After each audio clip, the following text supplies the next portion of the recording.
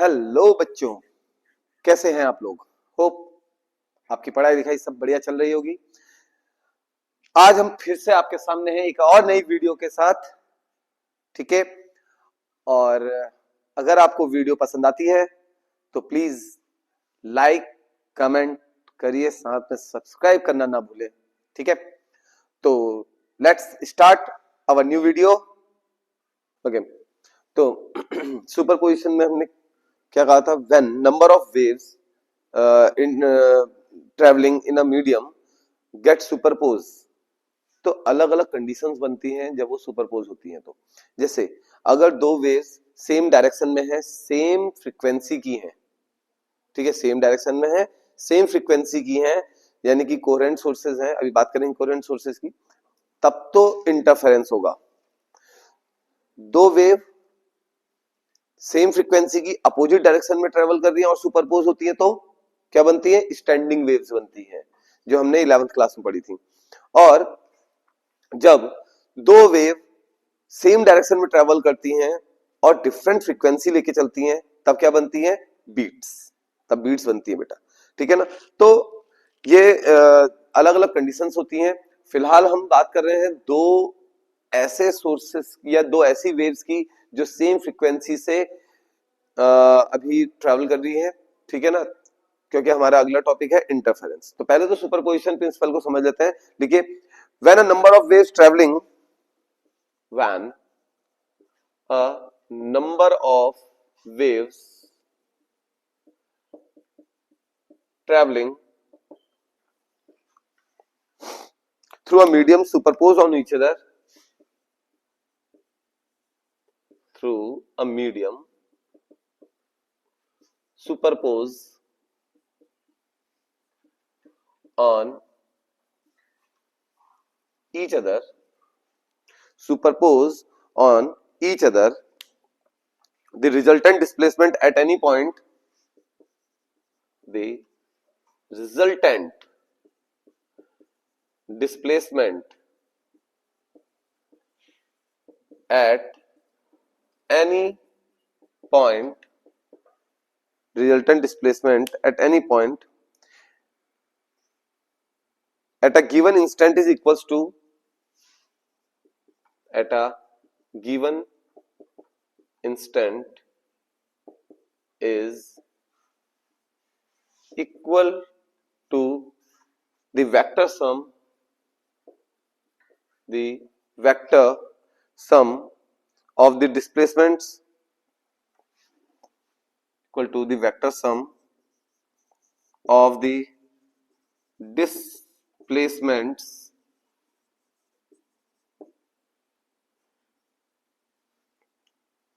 by individual waves, individual waves। Okay, यानी कि individual waves से जो भी डिस्प्लेसमेंट हो रहा है उसका सम अप, ठीक है ना। Okay, let y1 vector, y2 vector, y3 vector, so on yn vector are displacements due to individual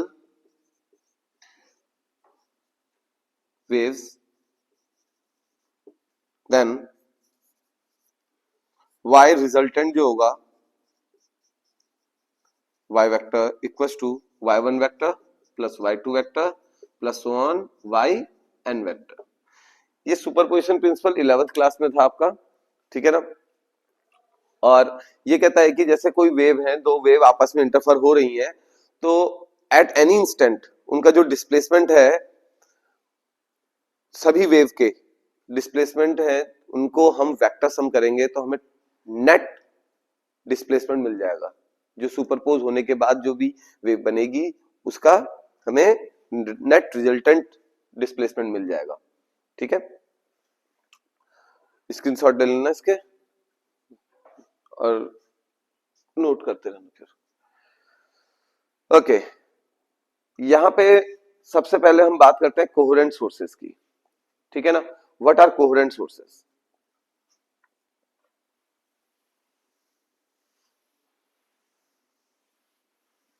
हाँ भाई, एनीबडी, किसी को पता है कोहेरेंट सोर्सेस क्या होते हैं? Coherent sources,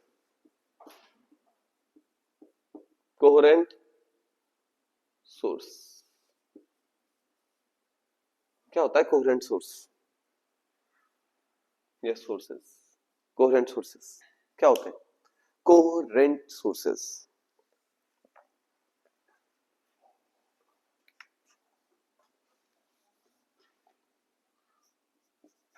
two sources emitting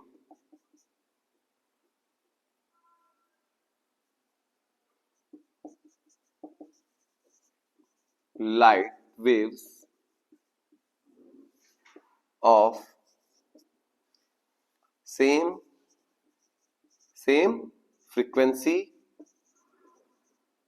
same frequency, same frequency की हो और साथ में जीरो या कांस्टेंट फेज डिफरेंस हो। सेम फ्रीक्वेंसी तो हम सेम फेज भी कह सकते हो, सेम फेज और कांस्टेंट फेज डिफरेंस और जीरो फेज डिफरेंस। वैसे यही same phase zero phase difference ही होता है। जीरो फेज डिफरेंस और constant phase difference are called coherent sources, are called coherent sources. अच्छा, अब बात समझनी है तो ध्यान से सोचेंगे हम लोग। यहाँ पे एक छोटी सी बात, मेरे पास दो सिमिलर बल्ब है, दो सिमिलर बल्ब, यानी कि जैसे कि मान लीजिए मेरे पास दो 100 वॉट के दो बल्ब है। अब ये दो बल्ब बिल्कुल एग्जैक्ट सेम सोर्स है, बिल्कुल सेम सोर्स है। क्या ये दो सोर्स मिलकर कोहेरेंट सोर्स बना सकते हैं? भाई कोहेरेंट, मान लीजिए एक 100 वॉट का बल्ब है, एक ए है एक बी है, और ये दोनों ही सेम वोल्टेज पे लगा रखे हैं मैंने। अब इन दोनों से जो लाइट आएगी क्या वो कोहेरेंट होगी या नहीं होगी? तो वो कोहेरेंट नहीं होगी। क्यों नहीं होगी? क्योंकि देखिए, हो सकता है इंटेंसिटी सेम हो सकता है एम्पलीट्यूड भी सेम हो, लेकिन फेज सेम नहीं होगा। दो डिफरेंट सोर्सेस की लाइट कभी भी कोहेरेंट नहीं हो सकती, क्योंकि लाइट एमिट होती है इलेक्ट्रॉनिक एक्साइटमेंट से, ठीक है ना। अब आपको पता है कि इलेक्ट्रॉनिक लेवल पे या एटॉमिक लेवल पे हम जब दो डिफरेंट सोर्स लेंगे तो उनका एक्साइटेशन हमेशा सेम नहीं हो सकता, इसलिए दो सिमिलर सोर्सेस भी कोहेरेंट नहीं होंगे, डिफरेंट है अगर तो, ठीक है। तो फिर कोहेरेंट सोर्स बनाने का तरीका क्या होगा? कोहेरेंट सोर्सेस तभी बन सकते हैं जब एक ही सोर्स से दो डिफरेंट सोर्स बनाए जाए, मतलब हाइगन्स का यूज किया जाए। हाइगन्स ने क्या कहा था? एक वेव फ्रंट पे लाई करने वाले सारे पॉइंट्स एक नए फ्रेश सोर्स की तरह बिहेव करेंगे, यानी कि अगर हम एक वेव को दो सोर्सेज में डिवाइड करें तब वो दो सोर्सेज मेरे कैसे सोर्सेज कहलाएंगे? कोहेरेंट सोर्सेज कहलाएंगे, ठीक है। ओके, तो लिख लीजिए, two different sources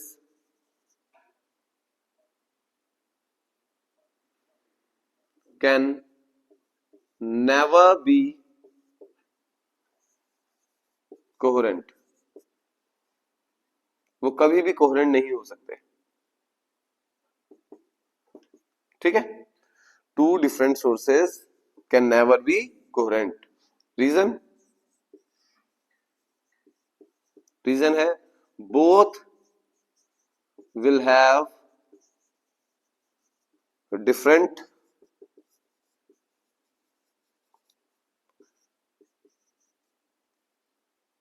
electronic excitement at atomic level. तो दोनों के जो लाइट एमिट होगी उनके फेज भी अलग अलग होंगे। अक्षरा, बात समझ में आ गई बेटा? वॉइस क्लियर आ रही है आपको? ठीक है।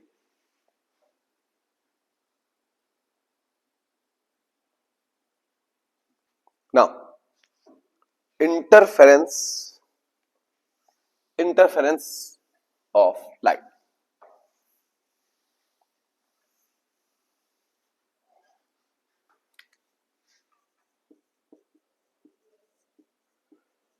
Interference of light,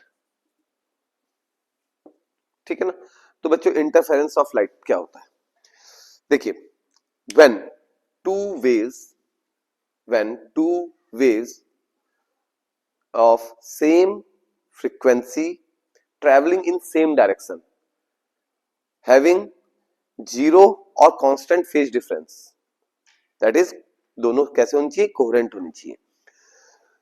जब दो वेव सेम फ्रीक्वेंसी की सेम डायरेक्शन में कांस्टेंट फेज डिफरेंस के साथ ट्रेवल करती हैं और सुपरपोज होती हैं, तो बेटा कुछ रीजंस बनते हैं ब्राइट फ्रिंजेस के और कुछ रीजन बनते हैं डार्क फ्रिंजेस के।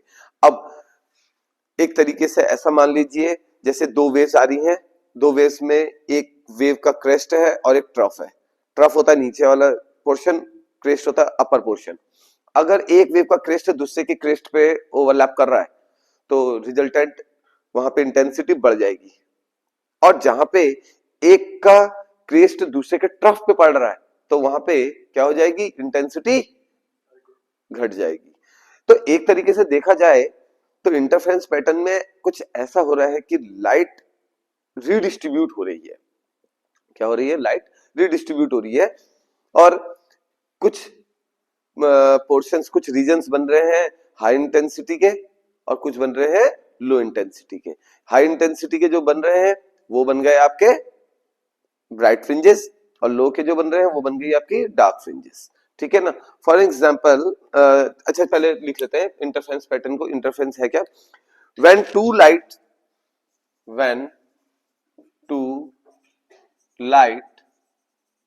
waves traveling in same direction having same frequency and zero or constant phase difference superpose on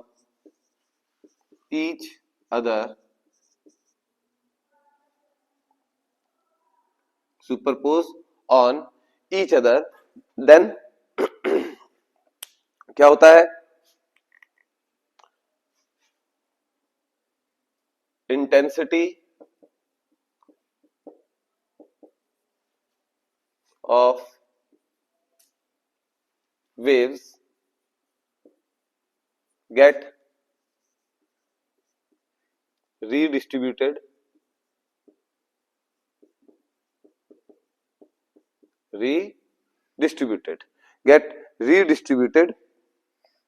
becoming maximum at some point,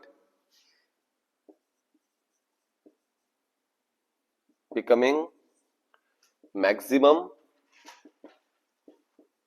at some point, some points, and minimum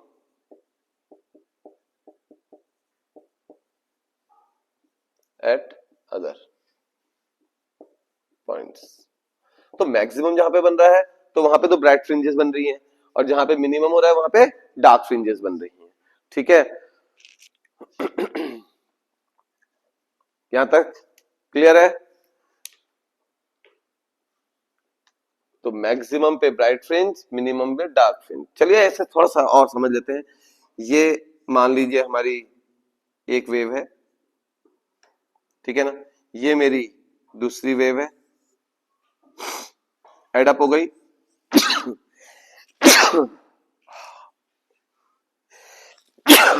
sorry. अब क्या होगा, ये दोनों add up हो जाएंगे, ये देखिए रिजल्टेंट एम्पलीट्यूड बढ़ गया, ये हो गया आपका कंस्ट्रक्टिव इंटरफेरेंस, या एक तरीके से कहो यहां पे बन रही है ब्राइट फ्रिंजेस। अब अगर मान लीजिए ऐसे है और दूसरी मेरी ऐसे आ गई,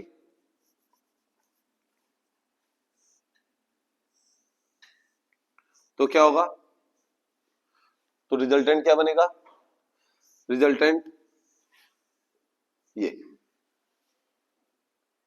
कम इंटेंसिटी का, तो यहां पे बनेंगी डार्क और यहां बनेंगी ब्राइट, ठीक है ना। ऐसा नहीं हुआ है कि इंटेंसिटी यहां पे लॉस हुई है, क्योंकि light is a form of energy रहेगा। अगर हम ये कहते हैं कि डार्क फ्रिंज जहां पे बन रही है वहां पे लाइट क्या हो गई है, मतलब डिस्ट्रॉय हो गई है या वहां पे से एलिमिनेट हो गई है, ऐसा नहीं कह सकते, क्योंकि एनर्जी कंसिडरेशन के हिसाब से energy can neither be created nor destroyed. तो यहाँ पे हुआ क्या है, यहाँ पे सिर्फ रीडिस्ट्रीब्यूशन हुआ है, लाइट ब्राइट फ्रिंजेस में आ जा रही है कहां से, डार्क से, यानी डार्क वाले पोर्शन में जो भी कमी हो रही है लाइट की या इंटेंसिटी की जो भी लॉस हो रहा है वो कहां अपेयर हो रहा है, वो ब्राइट फ्रिंजेस में अपेयर हो रहा है। यानी कि ब्राइट फ्रिंजेस में जो भी एक्स्ट्रा आ रहा है वो कहां से आ रहा है, डार्क वाले से आ रहा है, लॉस कहीं पे नहीं हो रहा है या एडअप भी कहीं पे नहीं हो रहा है कुछ, ठीक है ना। इसको नोट कर लीजिए, फिर हम YDSC को देखेंगे। YDSC वेरी इंपॉर्टेंट है, ठीक है ना, Young's double slit experiment, very very very important YDSC, ठीक है ना।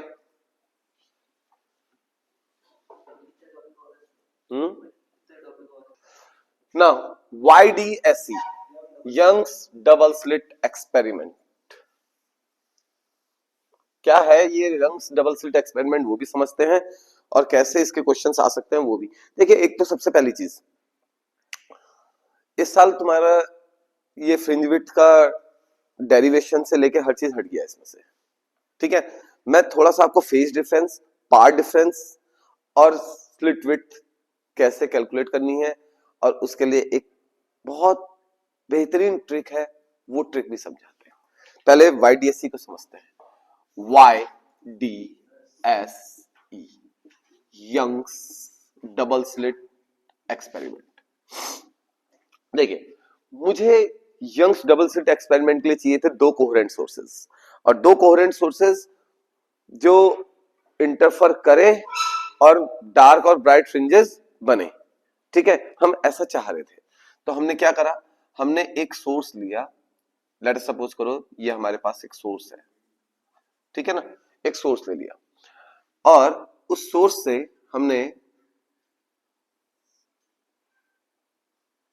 ये लाइट वेव्स बाहर को आ रही है, ये वेव फ्रंट्स बना रहा हूं मैं आप, ठीक है ना, ये देखिए। अब हमने इसके सामने क्या करा, एक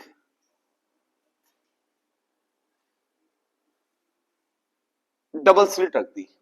अब डबल स्लिट का मतलब है दो स्लिट्स, ये हो गई एक और दूसरी, ये दो स्लिट्स रख दी मैंने इसके सामने, ठीक है ना, दो स्लिट्स हो गई, बहुत स्लिट मतलब स्मॉल ओपनिंग्स।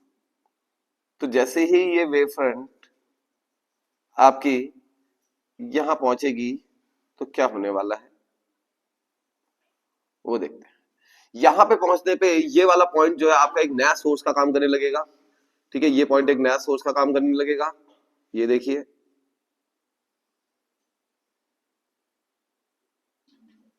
ये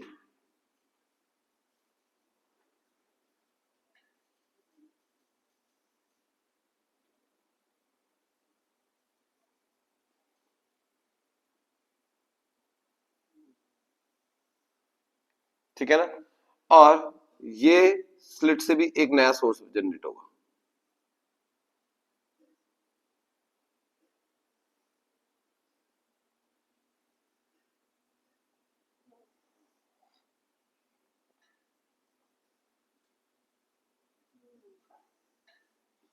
और आपको क्लियरली दिख रहा है कि यहां पे ये दोनों वेव्स आपस में क्या कर रही हैं, अब इंटरफेयर कर रही है, आपस में मिल रही है, सुपरपोज हो रही है।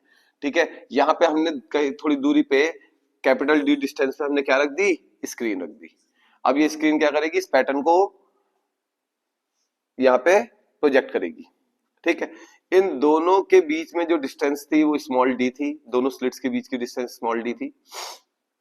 ठीक है, एक तो आपको दिख रहा होगा डार्क पे डार्क और ब्राइट पे ब्राइट, ये देखिए डार्क वाली लाइन जो है और डॉटेड वाली लाइन जो है, इन दोनों पे आपस में यहाँ पे मिक्सिंग तो बहुत परफेक्ट हो रही है, बिल्कुल मिड में। तो यहाँ पे बनेगी हमारी क्या क्या बनेगी, सेंट्रल मैक्सिमा, क्योंकि बिल्कुल परफेक्टली ये वाली कंडीशन बन रही है जिसमें ट्रफ पे ट्रफ और क्रिस्ट पे क्रिस्ट, ट्रफ पे ट्रफ आ रहा है, ये वाली कंडीशन यहाँ पे बन रही है। मैं आपसे कह रहा हूं कि जो डॉटेड लाइन है, इस डॉटेड लाइन को आप मान लीजिए ट्रफ और ये डार्क लाइन को मान लीजिए क्रिस्ट।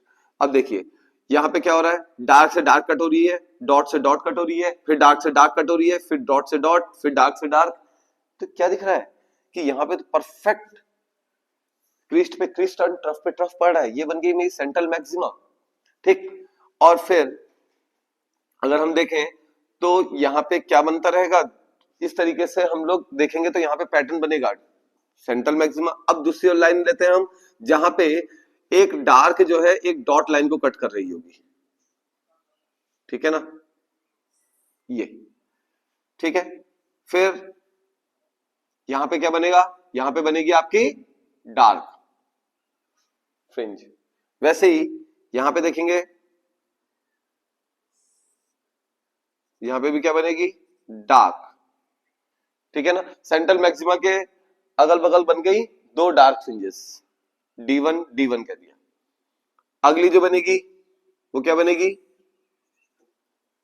ब्राइट फ्रिंज, B1 और B2। ठीक है ना, बस इस तरीके से आप इसको देखते रहिए कहां पे कौन सी लाइन कट कर रही है, आपको एक पैटर्न मिलता रहेगा यहाँ पे डार्क और ब्राइट फ्रिंजेस का। ठीक है, अब ये बात तो बिल्कुल क्लियर हो गई आपको। ठीक, अगर मुझे फ्रिंज विड्थ चेक करनी है तो मैं कैसे निकालूंगा, या प्रूफ तो चलो हमारे कोर्स में है नहीं तो हम फ्रिंज विड्थ का प्रूफ तो देखेंगे नहीं। ठीक है ना, अब हम एक काम करते हैं, जरा सा पैटर्न को समझते हैं, ये पैटर्न किस तरीके का बन रहा है और इंटेंसिटी पैटर्न क्या आता है यहाँ पर। देखिए ये स्क्रीन है हमारी, स्क्रीन पे ऑब्जर्व हो रहा है पैटर्न। ठीक है ना, ये है हमारी स्लिट, ठीक है, ये है सोर्स। ठीक है ना, ओके। इस स्क्रीन से इंटेंसिटी पैटर्न में यहां पे बना ले रहा हूं। ठीक है,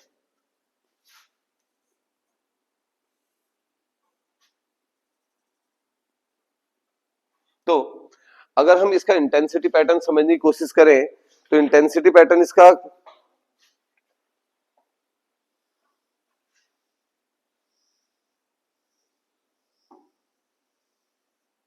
इस तरीके से बनेगा,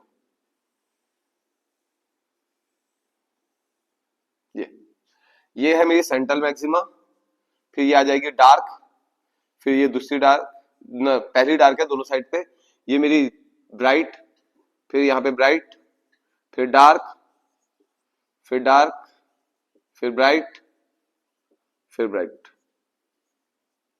फिर डार्क। ये इस तरीके का इंटेंसिटी पैटर्न बनता है। ठीक है ना, ये इंटेंसिटी,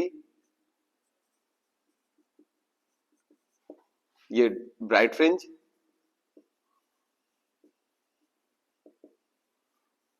और ये डार्क फ्रिंज।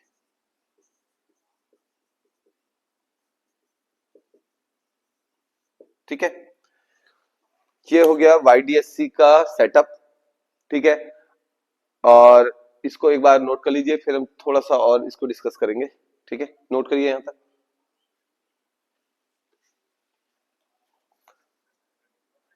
अब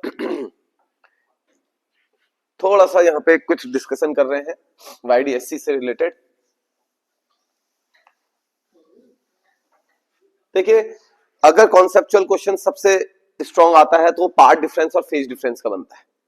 तो पार्ट डिफरेंस और फेज डिफरेंस को कैलकुलेट करना सिखाते हैं। ठीक है ना। फिर आगे की बात करेंगे। देखो पार्ट डिफरेंस कब आता है, फेज डिफरेंस कब आएगा, कैसे होता है, वो जरा समझते हैं। देखिए मेरे पास एक सोर्स था, एक सोर्स से आपने सामने दो स्लिट्स रख दी थी, जिसको हमने S1 और S2 कह दिया था। ठीक है, वाला पिक्टोरियल प्रेजेंटेशन तो हमने पहले देख लिया, अब थोड़ी सी अलग बात करते हैं।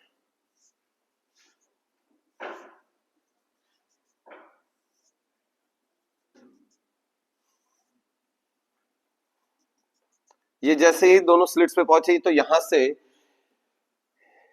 ये आपकी स्क्रीन हो गई, यहां से एक रे वेव आपकी यहां पहुंच गई, और यहां से जो वेव आई वो जब इससे मिलेगी तो यहां पे कुछ बनेगा, कुछ बनेगा। अब क्या बनेगा, डार्क बनेगा या ब्राइट बनेगा, कुछ तो बनेगा भाई। ठीक है ना। मान लेते हैं इस पी पॉइंट पर, इस पी पॉइंट पर दोनों स्लिट से आने वाली वेव्स मीट कर रही हैं, और यहां पे डार्क या ब्राइट कोई फ्रिंज आपकी बन रही है। ये आपका सेंट्रल मैक्सिमा वाला पॉइंट आ जाएगा, ये आ गया। ओ अब यहाँ पे क्या बन रहा है, डार्क बन रही है कि ब्राइट बन रही है, ये डिपेंड करेगा कि भाई ये कितने पार्ट, क्या इसका पार्ट डिफरेंस है ना, और क्या फेज। ठीक है, तो पाथ डिफरेंस क्या होता है, देखिए यहां से वेव यहां जा रही है, तो ये जो लेंथ है इसकी, और यहां से यहां जाने में जो लेंथ है इसकी, इन दोनों लेंथ का डिफरेंस, इसे बोलते हैं हम पाथ डिफरेंस।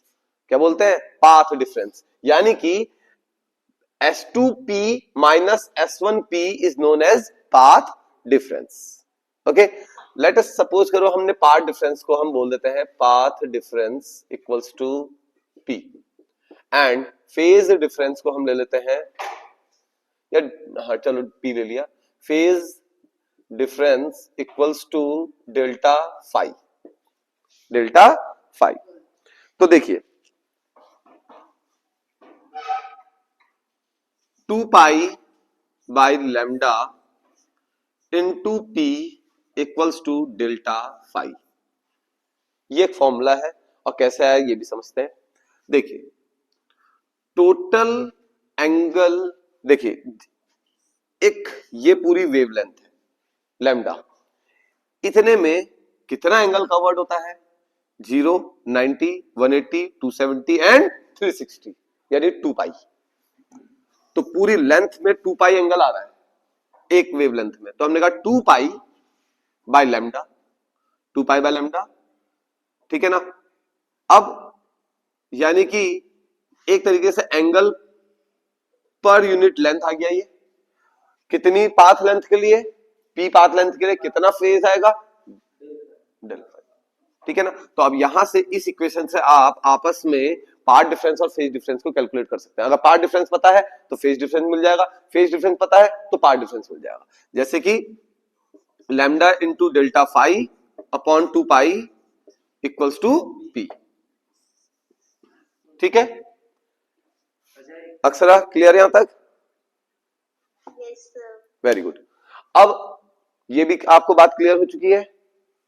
ठीक है, अब ध्यान से सुनना एक बहुत इंपॉर्टेंट चीज, कंस्ट्रक्टिव और डिस्ट्रक्टिव इंटरफेरेंस की बात करेंगे। ठीक है ना। कंस्ट्रक्टिव इंटरफेरेंस अभी उसको हम मैथमेटिकली अलग बात देखेंगे, लेकिन उससे पहले हम एक चीज और देखेंगे, ये आप स्क्रीनशॉट ले लेना। ठीक है ना, स्क्रीनशॉट ले लिया होगा। चलिए अब समझिए ध्यान से, constructive interference bright fringes, destructive interference dark fringes. फिर से सुन लो, constructive interference bright fringes, destructive interference dark fringes. तो जरा देखते हैं, जब हमारे पास YDSC से स्क्रीन पे कुछ निकल के आया था पैटर्न, तो वो पैटर्न कैसा था। अच्छा पैटर्न तो था, लेकिन पहले बात करते हैं फ्रिंज विड्थ की। ठीक है, इसी में बात कर लेंगे। चलो ये हमारी सेंट्रल मैक्सिमा थी, बीच में जो बन रही थी सेंट्रल मैक्सिमा। ठीक है, फिर उसके बगल में डार्क, इसके अपोजिट साइड में भी डार्क, D1 और D1, फिर इसके बगल में B1, फिर इसके बगल में B1, फिर यहां D2 और यहां B2, फिर यहां D2 और यहां B2, यही था। ओके, एक बात बताइए, मैंने आपसे कहा था इंटेंसिटी पैटर्न क्या रहेगा, सेम रहेगा, है ना।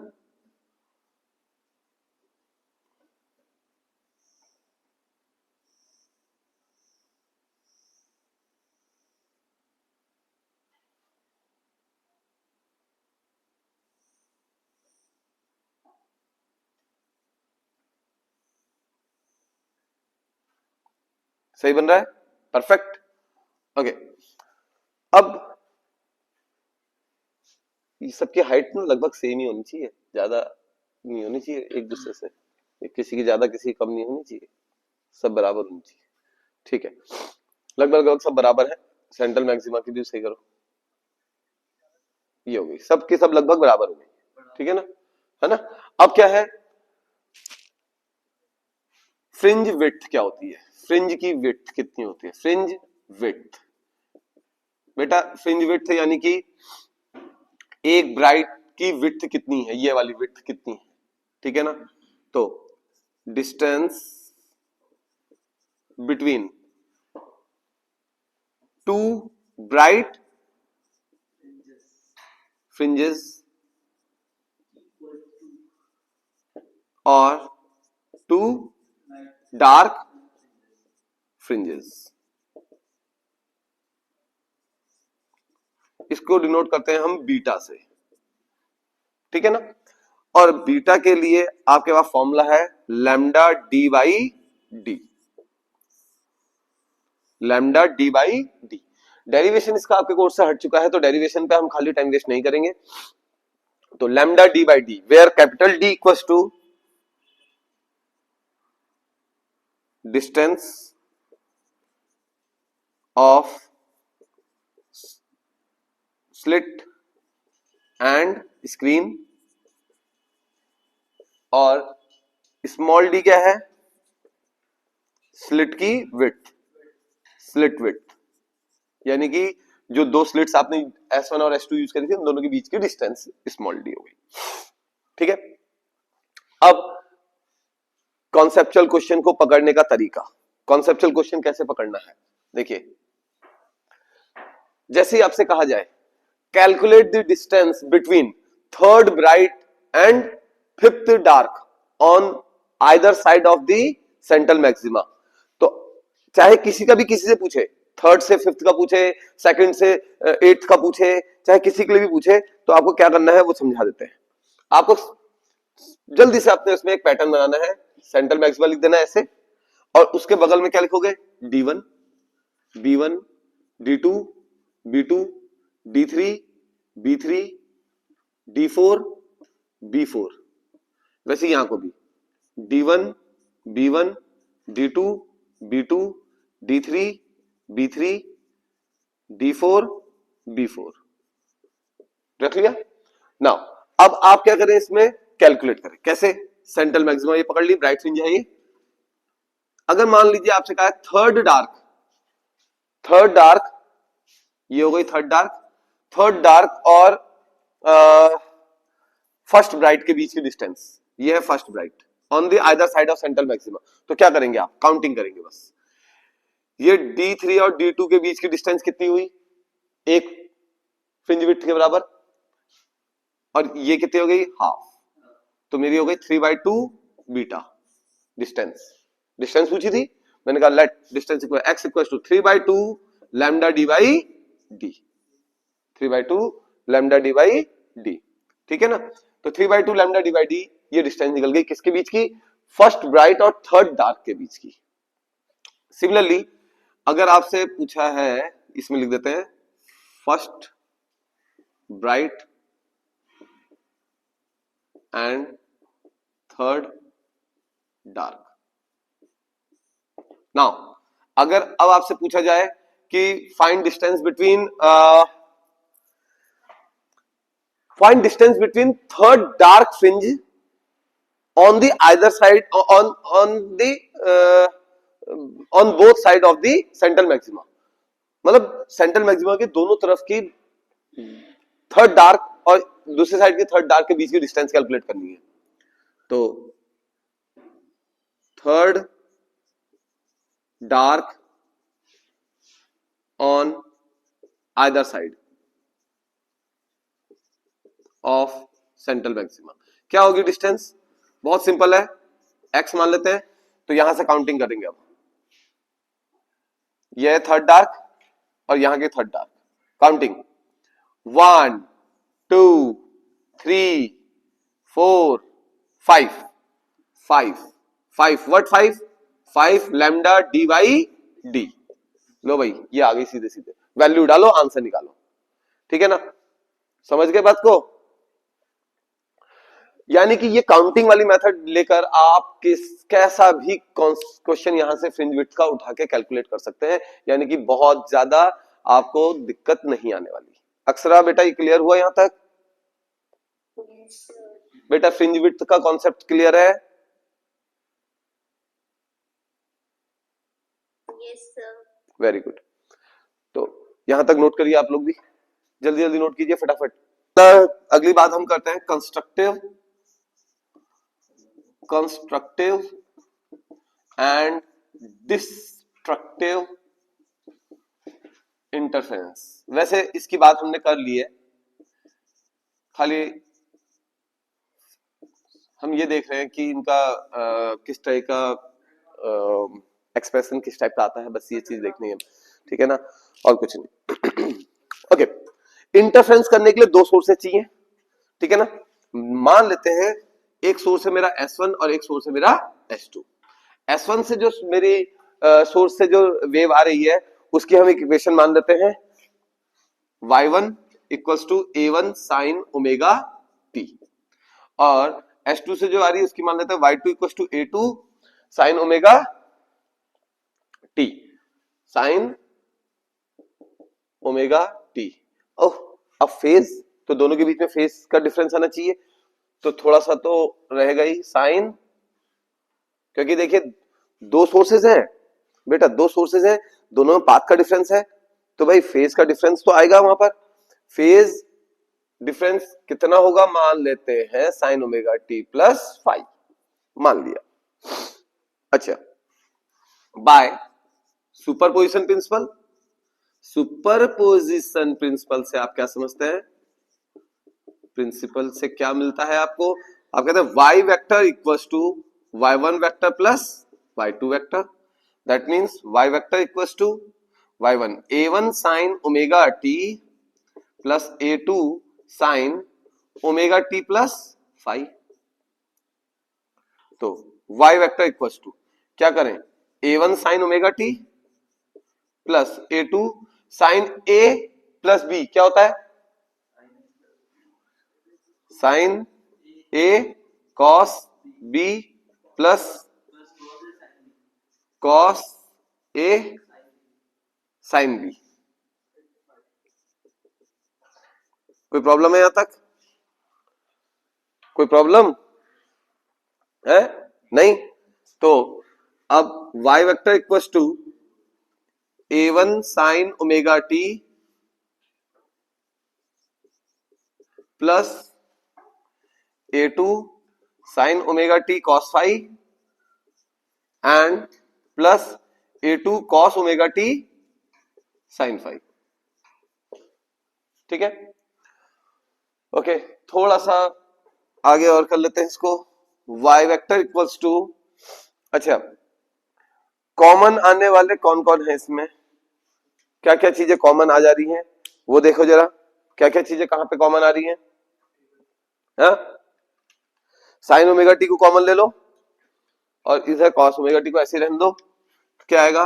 y vector equals to a1 plus a2 cos 5 sine omega T plus a2 cos a2 sine 5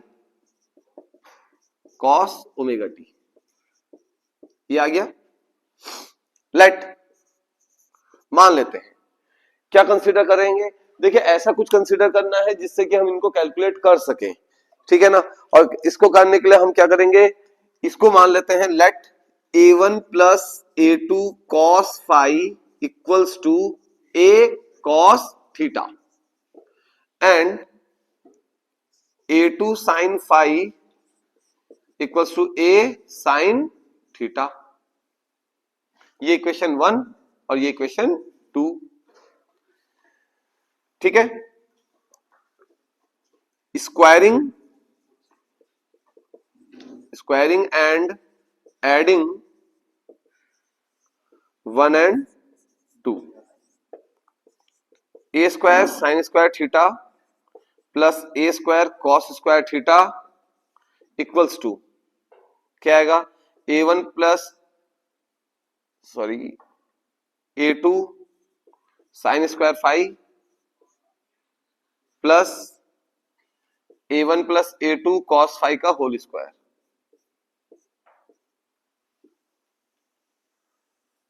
ठीक है, यहां तक की बात क्लियर है। अब ए स्क्वायर को बाहर कॉमन लेते हैं, बचेगा sine square theta plus cos square theta. इसका होल स्क्वायर ओपन करते हैं। देखो A2 का square sine square phi plus A1 का स्क्वायर प्लस A2 का square cos square phi plus twice A1 A2 cos phi. ठीक है, यहां तक की बात क्लियर है।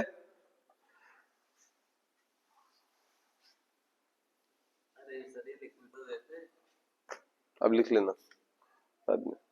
नाउ ये तो हो गया आपका 1, ए स्क्वायर इंटू 1 इक्वल्स टू, बेटा यहां भी A2 का स्क्वायर बाहर कॉमन ले लेते हैं, sine square phi cos square phi cos square phi plus A1 square plus twice A1 A2 cos phi. ये भी 1 हो गया, तो A square equals to A1 square plus A2 square plus twice A1 A2 cos phi. ये तो निकल गया भैया ए के लिए formula, A equals to under root of A1 square plus A2 square plus twice A1 A2 cos phi. यहां से आप एम्पलीट्यूड निकाल सकते हैं रिजल्टेंट वेव का, जो दो वेव्स को ज्वाइन करके या इंटरफेयर करके जो एक नई वेव बनी थी उसका आप एम्पलीट्यूड यहां से फाइंड कर सकते हैं। ठीक है ना? ओके। अच्छा, हमें एक चीज और पता है। क्या पता है? हमें पता है कि intensity directly proportional to amplitude का स्क्वायर होता है। Intensity directly proportional to amplitude का स्क्वायर। तो अगर हम इसका यूज करते हैं तो हमारे पास क्या बनता है यहां से कंडीशन, देखिए इस पे लगाने की कोशिश करते तो I equals to I1 plus I2 plus twice under root I1 I2 cos phi. ठीक है ना? इसको हम, ये जो ये वाला टर्म है ना बेटा, ये पूरा इसको वो कर रहा है, इंटेंसिटी को मतलब जो भी इसमें चेंजेस लाने हैं वो ये वाला टर्म कर रहा है, तो इसको इंटरफेरेंस टर्म भी बोलते हैं। इंटरफेरेंस टर्म, ठीक है ना? इंटरफेरेंस टर्म भी बोला जाता है इसको। ठीक है, तो यहां तक की बात क्लियर है। इसको नोट करना है, जहां तक नोट कर लो, बाकी नहीं तो एक काम करना, वीडियो जब अपलोड होगी तो वीडियो में से कर लेना। ठीक है ना? स्क्रीनशॉट अगर अक्सर लिया है तो इसका भी ले लो स्क्रीनशॉट।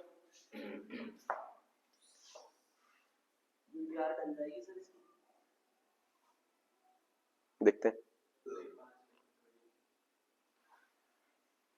ओके, नाउ ये तो हमारा एम्पलीट्यूड और इंटरफेरेंस के लिए एक्सप्रेशन आ गया। अब जरा कंस्ट्रक्टिव की बात करते हैं, कंस्ट्रक्टिव कब होगा और डिस्ट्रक्टिव कब होगा। ठीक है ना? तो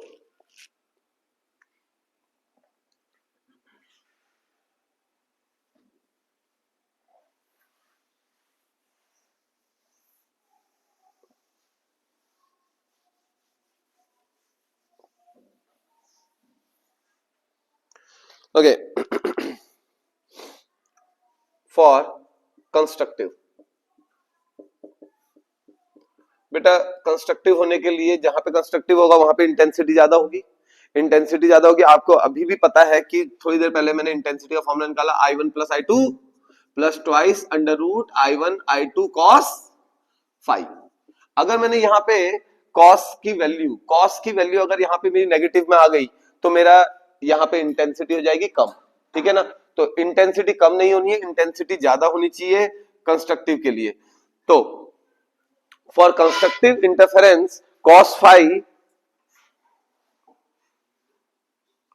phi should be equal to maximum यानी 1। cos की मैक्सिमम वैल्यू 1 होती है, तो cos फाई 1 होना चाहिए। तो फाई इक्वल टू 1 कब कब होती है, 0 पे, और 2 पाई और 4 पाई इन्हीं पे होती है, या इसके अलावा भी कहीं पे होती है, ठीक है ना। 0 2 पाई 4 पाई सो ऑन, ठीक है। कंडीशंस बना रहे हैं तो कंडीशंस में हम थोड़ा सा वो करते हैं कि क्या कहते हैं इसको, जनरलाइजेशन करते हैं, ठीक है ना। तो जनरलाइजेशन करेंगे इसमें। हमें अभी अभी पता है 2 pi by lambda into P equals to या तो 0 होना चाहिए, या 2 पाई होना चाहिए, या 4 पाई होना चाहिए। तो इसको आप क्या लिख सकते हो, बोलो। 0 2 पाई 4 पाई, इसको क्या लिखें?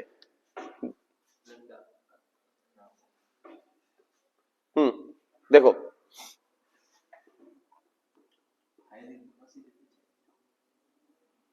2n पाई, n की वैल्यू 0 हुई तो 0, n की वैल्यू 1 हुई तो 2 पाई, n की वैल्यू 2 हुई तो 4 पाई। 2 से 2 कैंसिल हो गया, पाई से पाई कैंसिल हो गया, तो पार्ट डिफरेंस क्या आ गया, पार्ट डिफरेंस n लैम्डा आ गया।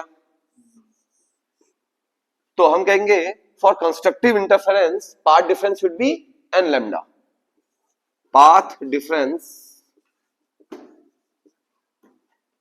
Equals to n lambda and phase difference equals to 0 2 pi 4 pi so on. क्या ये बात समझ में आई? ये कंस्ट्रक्टिव की कंडीशन बन गई है, ठीक है ना। अब अगर हम मुझे डिस्ट्रक्टिव इंटरफेरेंस चाहिए, इसको नोट कर लो जल्दी से, फिर डिस्ट्रक्टिव की कंडीशन इसी में फटाफट समझा देते हैं जल्दी। फॉर डिस्ट्रक्टिव वाह, अब डिस्ट्रक्टिव में क्या करोगे, आई तो सेम रहेगा। अब आपको देखना है इसके टर्म पे cos फाई की मिनिमम वैल्यू क्या होती है। अक्सर cos फाई की मिनिमम वैल्यू क्या होती है, -1, बिल्कुल सही। और ये कहां कहां पे होती है, पाई 3 पाई 5 पाई सो ऑन, इन्हीं पे होती है।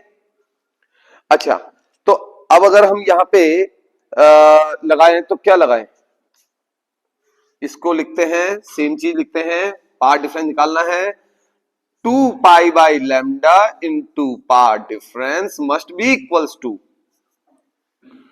2n minus 1 pi. अब देखिए n की वैल्यू 0 हुई, ओके, नहीं n की वैल्यू 1 से लेनी पड़ेगी हमें भाई। n की वैल्यू 1, n की वैल्यू 1 हुई तो पाई, n की वैल्यू 2 हुई 3 पाई, n की वैल्यू 4 हुई तो n equals to 1 2 3 so on. अब क्या लगाएंगे, ठीक है, देखिए पार्ट डिफरेंस निकालना है, पार्ट डिफरेंस पाई से pi cancel, part difference equals to 2n minus 1 lambda by 2, ये मेरा पार्ट डिफरेंस आ जाएगा, ठीक है ना। तो पार्ट डिफरेंस कितना आ गया डिस्ट्रक्टिव के लिए, 2n minus 1 lambda by 2। Phase difference pi 3 pi 5 pi so on, n equals to 1 2 3 so on. Akshara clear? Yes, sir. तो यहां पे कंडीशन पूछी जा सकती है डिस्ट्रक्टिव और कंस्ट्रक्टिव इंटरफेरेंस की। तो डिस्ट्रक्टिव और कंस्ट्रक्टिव इंटरफेरेंस की कंडीशंस मैंने आपको करा दी, ठीक है। अब इस पे बेस्ड क्वेश्चंस किस टाइप के होते हैं वो क्वेश्चंस को हम डिस्कस करेंगे, ठीक है। और देखते हैं कि अभी पेपर में इसके आने के चांसेस भी बन रहे हैं बेटा, तो पेपर में ये क्वेश्चन आ सकता है यहाँ पर से कंस्ट्रक्टिव और डिस्ट्रक्टिव इंटरफेरेंस, ठीक है ना। और यहाँ पे बेस्ड क्वेश्चन, हाँ देखिए एक बात ध्यान रखना, बहुत ज्यादा चांसेस है कि एम्पलीट्यूड वाला जो फॉर्मूला था जो मैंने अभी कराया था आपको, ए equals to A1 plus A1 का स्क्वायर प्लस A2 का square plus twice A1 A2 cos five, या तो यहां पे क्वेश्चन पुट अप कर दे वो, या तो फिर यहां पे क्वेश्चन पुट अप कर देगा। बेटा ध्यान देना, यहां पे क्वेश्चन आ सकता है, चांसेस बहुत ज्यादा हैं, इंट्यूशन आ रही है कि यहां पर से क्वेश्चन बन सकता है, ठीक है ना। एक फॉर्मूला और बनता भी है यहाँ पे, उसकी भी बात करेंगे, ठीक है ना। बहुत बेहतरीन सब एक फॉर्मूला भी बनता है, वो है आपका स्लिट विड्थ से भी रिलेट करता है, ठीक है ना। उसको हम सस्टेन्ड इंटरफेरेंस में पढ़ेंगे। अभी एक टॉपिक बच रहा है आपका सस्टेन्ड इंटरफेरेंस, ठीक है। मैक्सिमम मिनिमम कंपैरिजन करते हैं जहां पर, फिर वहां पे हम रेशियो की बात करते हैं, तो वहां पे से भी एक न्यूमेरिकल बनने के चांस बनते हैं। तो फिलहाल ये बहुत इंपॉर्टेंट है, ठीक है। बाकी हम देखते हैं आपके नेक्स्ट वीडियो में, ठीक है। टिल देन ओके, घर पे अच्छे से पढ़ाई कीजिए, ठीक है ना, आलस मत दिखाना बिल्कुल भी।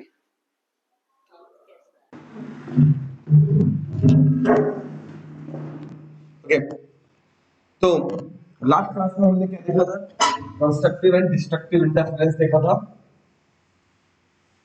अभी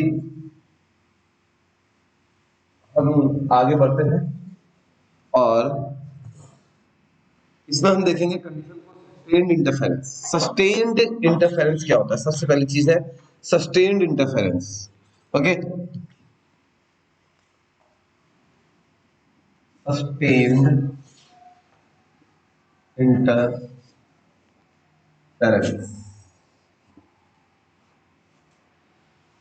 व्हाट इज सस्टेन्ड इंटरफेरेंस? हाँ भाई, नाम सुना है सस्टेन्ड इंटरफेरेंस का?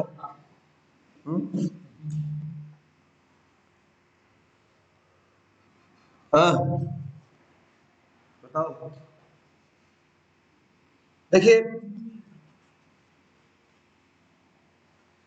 Interference pattern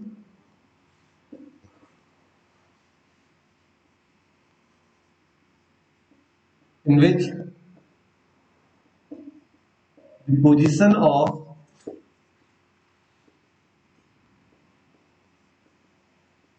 maxima and minima do not change with time, do not change with time, तो टाइम के साथ चेंज नहीं होते हैं, उन्हें बोलते हैं सस्टेन्ड इंटरफेरेंस, ठीक है ना। क्या कहा मैंने, ऐसा इंटरफेरेंस पैटर्न जिसमें जिसमें क्या नहीं होता है, ब्राइट फ्रिंजेस और डार्क फ्रिंजेस अपनी या मैक्सिमम मिनिमा अपनी पोजीशन चेंज नहीं करती हैं समय के साथ, उन्हें कहते हैं सस्टेन्ड इंटरफेरेंस, ठीक है ना। ओके, कंडीशंस, क्या क्या कंडीशंस हो सकती हैं जिससे कि हमें सस्टेन्ड इंटरफेरेंस मिले? अब भाई पहली condition, first condition, to sources should to sources two sources should continuously emit waves of same frequency,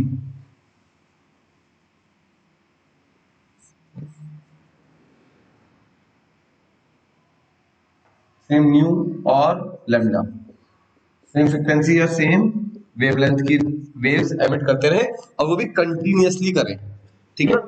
दूसरी बात, sources must be coherent,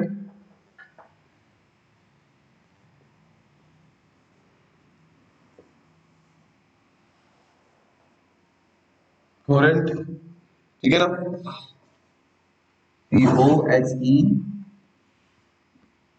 COHERENT, coherent, okay. देखिए अगर बेटर कंट्रास्ट चाहिए तो बेटर कंट्रास्ट के लिए जो मैक्सिमा और मिनिमा है, या एम्पलीट्यूड कह लो सीधे सीधे मैक्सिमा मिनिमा का, वो समझते हैं। For better contrast of maxima and minima,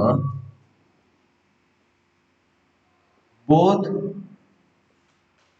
wave should be of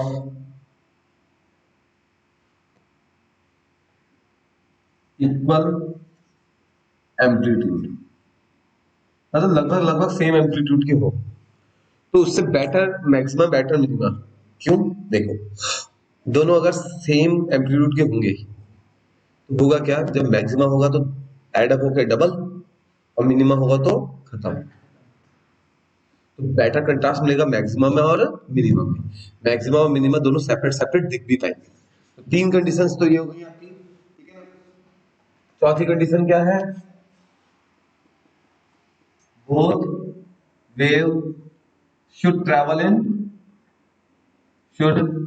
same direction, एक ही डायरेक्शन में होनी चाहिए, ठीक है।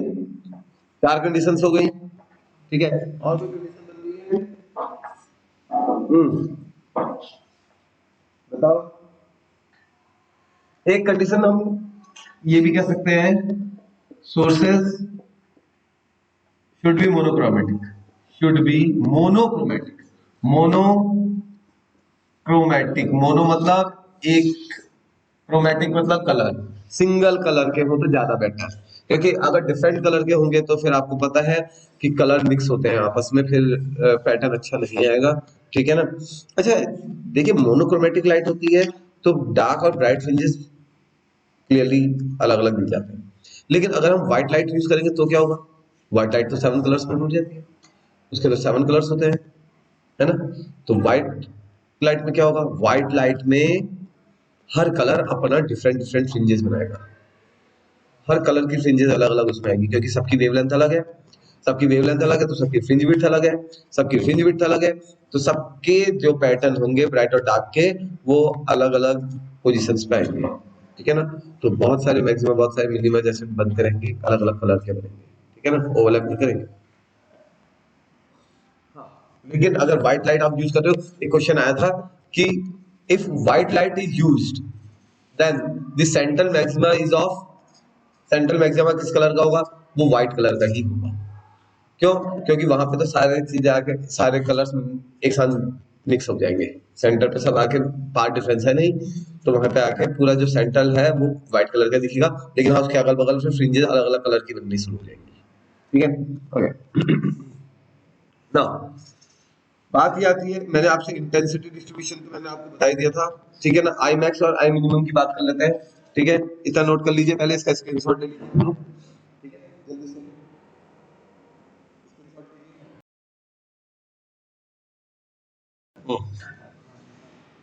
चलो यहाँ देखो। ओके, ये तो हुई सस्टेन इंटरफेरेंस की बात। अब एक और बात क्या करें, देखिए, मान लेते हैं मेरे पास दो जो सोर्स थे, एम्पलीट्यूड एक का, amplitude of first equals to A1, amplitude of second is A2, ठीक है ना। अच्छा, अगर आपको आई मैक्स बताना है, आई मैक्स कब होगा? आई मैक्स के लिए आप क्या करोगे? मैक्सिमम के लिए directly proportional to A1 plus A2 का होल स्क्वायर, और I minimum A1 minus A2 का होल स्क्वायर, ठीक है ना। तो प्रॉब्लम की बात तो है ही नहीं, ठीक है। अच्छा, मैं अगर आपसे यहाँ पे कहूँ कि if A1 equals to A2 equals to A कर दे, सेम कर दे, दोनों की इंटेंसिटी अगर सेम होती है, तो I max equals to K times A plus A हो जाएगा, और I minimum K times A minus A हो जाएगा, ये तो जीरो हो जाएगा, और ये 2k हो जाएगा, यानी कि यहाँ डबल हो जाएगी और यहाँ जीरो हो जाएगी, जो मैंने आपसे बात कही थी वो वाली बात हो गई। ठीक है ना। अच्छा, अगर क्वेश्चन आता है I max to I minimum का रेशियो निकालो, तो हम कहेंगे a1 प्लस a2 का whole square upon a1 minus a2 का होल स्क्वायर। ठीक है, कोई प्रॉब्लम की बात नहीं है, यहाँ पे से क्वेश्चन बन सकता है, इंपॉर्टेंट क्वेश्चन बन सकता है। ठीक है ना। और यहाँ पे अगर हम देखें तो हमारा जो डार्क फ्रिंज है ये परफेक्ट परफेक्ट डार्क बन रही है और ये परफेक्ट ब्राइट बन रही है।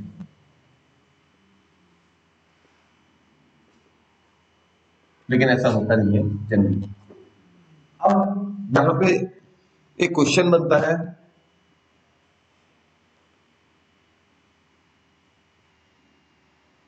Interference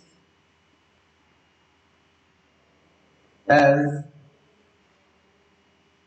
energy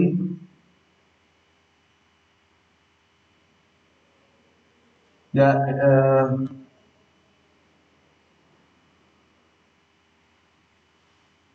do interference follow conservation of energy।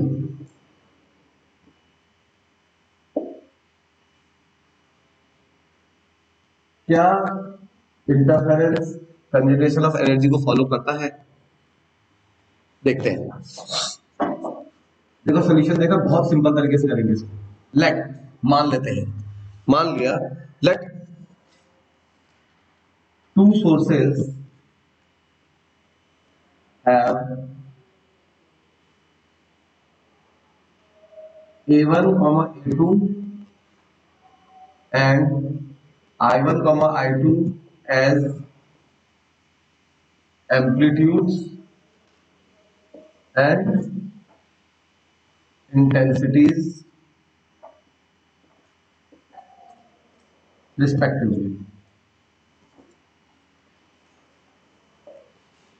Okay, if no interference occurs, अगर इंटरफेरेंस नहीं हो रहा है, अगर I equals to I1 plus I2, अगर इंटरफेरेंस नहीं हो रहा है तो I equals to I1 plus I2 होगा। ठीक है, ये नोट कर लिया होगा आप लोगों ने।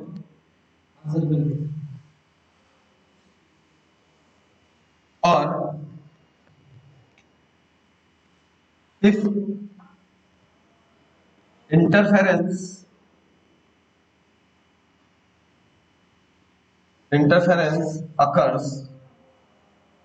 occurs, अगर इंटरफेरेंस अगर होता है तो क्या होगा? अगर इंटरफेरेंस अगर होता है तो, हाँ, इंटरफेरेंस अगर होता है तो I max directly proportional to A1 plus A2 का होल स्क्वायर और I minimum directly proportional to A1 minus A2 का होल स्क्वायर। अगर मुझे एवरेज निकालना है तो एवरेज कैसे निकलेगा? दोनों का एवरेज निकाल लो। कैसे हुआ? I average equals to A1 plus A2 का whole square plus A1 minus A2 का होल स्क्वायर अपॉन 2। तो आई एवरेज निकाल के देखते हैं, A1 square plus A2 square plus twice A1 A2 plus A1 square plus A2 square minus twice A1 A2 upon 2। ये cancel हो गया, ये कैंसिल हो गया। I average equals to twice A1 square plus twice A2 square by 2। तो twice बाहर आ गया, A1 square plus A2 square by 2, 2 से 2 कैंसिल हो गया। I average equals to A1 square plus A2 square. अब देखिए, ये बिफोर और ये आफ्टर, यहां भी एवरेज होगी। From 1 and 2 it is clear that interference interference हो गए, कंजर्वेशन ऑफ एनर्जी। कैसे? क्योंकि पहले भी उतना ही है जब इंटरफेरेंस नहीं हो रहा है, जब इंटरफेरेंस हो रहा है तब भी उतना ही है, यानी कोई लॉस एनर्जी का नहीं हो रहा है, कोई लॉस एनर्जी का नहीं हो रहा है। और सारी की सारी एनर्जी जो ब्राइट फ्रिंज में आ रही है वो डार्क फ्रिंज की तरफ से आ रही है। ऐसा कुछ नहीं है कि कहीं पे एनर्जी का लॉस हो जा रहा हो या कहीं पे एनर्जी बन जा रही है। तो इसलिए ये क्लियरली एनर्जी कंजर्वेशन को फॉलो कर रहा है। ठीक है, इसको नोट कर लीजिए जल्दी से फटाफट।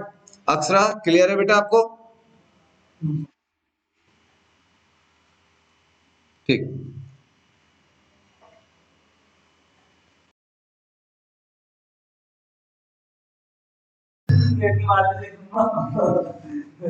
चलो यहाँ आपको भी इतना टाइम लगा, ज्यादा लगा? देखो, यहाँ भी देखते हैं। बताओ ना क्या पता। ओके चलो देखो बेटा, अभी अभी मैंने आपको एक चीज बताई, एक फॉर्मूला बन के आ रहा था, I1 upon I2 equals to A1 का स्क्वायर अपॉन A2 का square.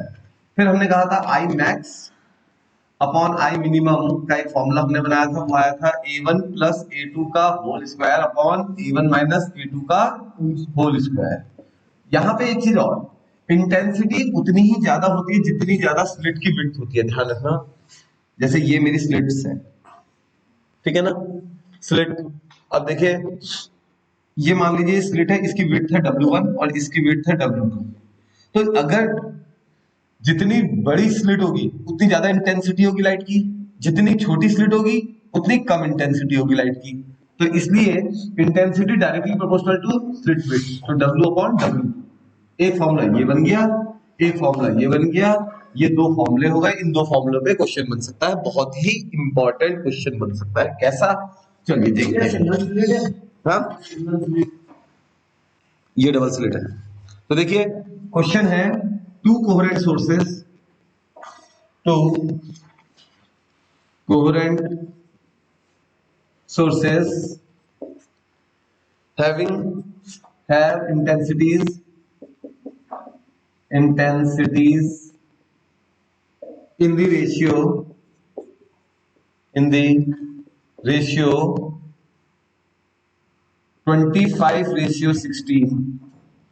25:16. Find ratio of intensities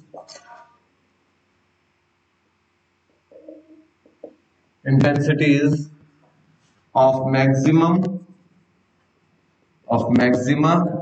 to minima after interference of light occurs. Okay, तो यहां पर किस टाइप के क्वेश्चंस, कैसे क्वेश्चंस बन सकते हैं? इस टाइप का, two coherent sources have intensities in the ratio 25:16. Find ratio of intensities of maxima to minima after interference of light occurs. अगर आप इस क्वेश्चन की इंटेंसिटी देखोगे, क्वेश्चन बहुत ज्यादा बार आ चुका है, बोर्ड में भी बहुत बार आ चुका है, बनते हैं इसके जैसे क्वेश्चंस के आने के चांसेस भी बनते हैं। ये एक एग्जांपल के तौर पे आप इसको समझ सकते हैं, ठीक है ना? ओके, आपको सबसे पहले आई मैक्स और आई मिनिमम का बताना है, ठीक है ना? तो आप क्या करेंगे? बहुत सिंपल है, देखो, क्या मैं ये कह सकता हूं A1 का स्क्वायर अपॉन A2 का square equals to I1 upon I2? कह सकता हूं। तो क्या मैं ये कह सकता हूं A1 upon A2 equals to under root of I1 upon I2? कह सकता हूं। क्या मैं यहां से ये कह सकता हूं कि A1 upon A2 equals to I1 कितना है? I1 अपॉन I2 25/16 रेशियो बन गया। तो A1 अपॉन A2 का रेशियो कितना बन गया? 5/4 बन गया। अच्छा, अब मुझे रेशियो किसका निकालना है? I max upon I minimum, इसका रेशियो निकालना है। जो कि मेरा होता है a1 प्लस a2 का whole square upon a1 minus a2 का होल स्क्वायर। ठीक है ना। तो देखिए यहां से अगर मैं देखूं तो क्या कहूंगा, a1 को मैं 5/4 ऑफ a2 लिख सकता हूं, है ना। तो a1 को मैं लिख सकता हूं यहां से 5/4 ऑफ a2 प्लस a2 का whole square upon 5/4 a2 minus a2 का होल स्क्वायर। कोई प्रॉब्लम नहीं है, ठीक है। बाकी का सॉल्व यहाँ पे कर देंगे, ठीक है, इधर कर सकते हैं। क्या आएगा, a2 का स्क्वायर बाहर कॉमन आ गया, 5/4 प्लस 1 का होल स्क्वायर। अब देखो a2 का स्क्वायर यहाँ भी बाहर आ गया, 5/4 माइनस 1 का होल स्क्वायर, ये कैंसिल हो गया। ये आ गया आपका 9/4 का होल स्क्वायर और ये आ गया 1/4 का होल स्क्वायर। ठीक है, ये हो जाएगा आपका 81/16 और ये हो जाएगा 1/16, 16 कैंसिल, 81 रेशियो 1 आंसर। अच्छा, दूसरा तरीका ये भी था कि आप a1 की जगह पे 5 और a2 की जगह पे 4 रख देते यहाँ पे डायरेक्टली, a1 की जगह पे 5 और ये 4, तो 9 का स्क्वायर अपॉन 1 का स्क्वायर, तो 81 रेशियो 1 यहाँ से भी आ जाता है। ठीक है, तो ये एक अच्छा क्वेश्चन है, आ सकता है। प्लीज इस टाइप के क्वेश्चंस को प्रैक्टिस करिए और ऐसा ही क्वेश्चन होमवर्क के लिए भी देता हूं, आप उसको होमवर्क में बनाइएगा। ठीक है, देखिएगा जरा क्वेश्चन क्या है, ध्यान से क्वेश्चन देखना। क्वेश्चन कह रहा है द रेशियो ऑफ इंटेंसिटीज,